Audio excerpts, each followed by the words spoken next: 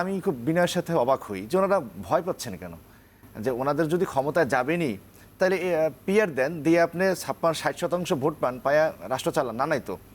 কিন্তু আসলে কি 40% ভোট পায়া শতভাগ ক্ষমতা চর্চা করা, এই যে সুবিধাটা, এটা ওনারা হারাবেন বলেও ভয় পাচ্ছেন।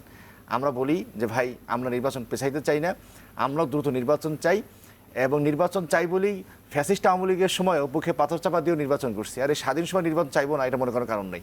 আমরা নির্বাচনমুখী চাই, নির্বাচন চাই। এখন আজকের যে সমাবেশটা আমরা করলাম, দেখেন পিআর নিয়ে অনেকগুলো কথা, তো এনসিসিটা কিন্তু হতে দিল না শেষ পর্যন্ত। সব কারণ হলো যে ক্ষমতা আমার হাতে চাই, আমরাও ঠেকাইতে চাই। আজকের যে আমরা সমাবেশটা করলাম, এটা আপনি যে কথা বলছেন না, সবগুলো কথাই ঠিক। এটা একটা নির্বাচনী জোটের আভাস দেওয়া, কারণ আওয়ামী লীগ নাই, নির্বাচনী সংসদীয় নির্বাচনী ব্যবস্থায় দুইটা মানে একাধিক রাজনৈতিক শক্তি লাগবে। যখন আওয়ামী লীগ ছিল তখন আমরা বিএনপি সহ এক পাশে আমরা রাজনীতি করছি। এখন যখন আওয়ামী লীগ নাই, এখন যদি সবাই মিলে সরকারি দল হয় তাহলে তো একটা ভ্যাকুয়াম তৈরি হবে।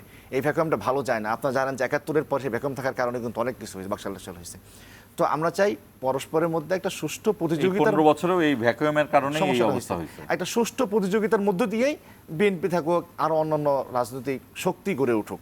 তো আমরা যারা পিআর চাই, আমরা বিএনপিকে আমরা ভালো মানে আমরা মনে করছিলাম যে অনেক পরিবর্তন হয়েছে, কিন্তু মাঠের রাজনীতি আমরা যারা করি আমরা জানি চরিত্রগতভাবে কোনো পরিবর্তন হয় নাই। বিএনপি নেতৃবৃন্দের মাঠ পর্যায়ের, আমি পুরো বিএনপি না বলি। তো সেখান থেকে আমরা চাইছি, আমি বিএনপির চরিত্র সম্পর্কে জানতে চাই, আপনার কি মনে হচ্ছে বিএনপির চরিত্র আগে কেমন ছিল, এখন কেমন আছে? আমরা ধরেন চরিত্রের কথা বলছেন না, আমরা নৌকা ধানের শীষ, দুই সাপের একই বিষ, এটা আমাদের এক বড় ভাই সঙ্গীত বলছিলেন। আসলে সত্য? আমরা বলি মাঠের রাজনীতির সত্য।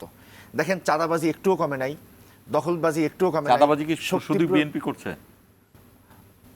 শুধু না, অনেক বেশি, অন্যতম। আমি শুধু বলে এই করতে, অন্যতম তারা করছে।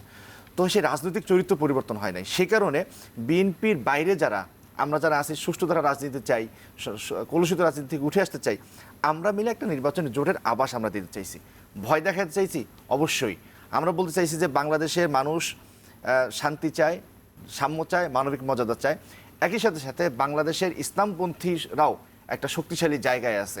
ইসলাম পন্থাকে বাংলাদেশে মোকাবেলা না করে বা বোঝাপড়া না করে বাংলাদেশ আগামী রাজনীতি করা এটা উচিত হবে না এবং সম্ভব হবে না, সেটাও আমরা দেখাইতে চাইছি এবং চাপ প্রয়োগ করতে চাইছি। এটা অবশ্যই আমরা বিএনপিকেও বলতে চাইছি যে এই যে রাজনীতি আপনারা করতেছেন, অতীতের পুরাতন বন্দোবস্ত যে রাজনীতি করতেছেন, এই রাজনীতি করে আগামীতে আর পার পাওয়া যাবে না। এখন নতুন বন্দোবস্তের, নতুন চিন্তার, একটা সুষ্ঠু ধারার রাজনীতি করতে হবে।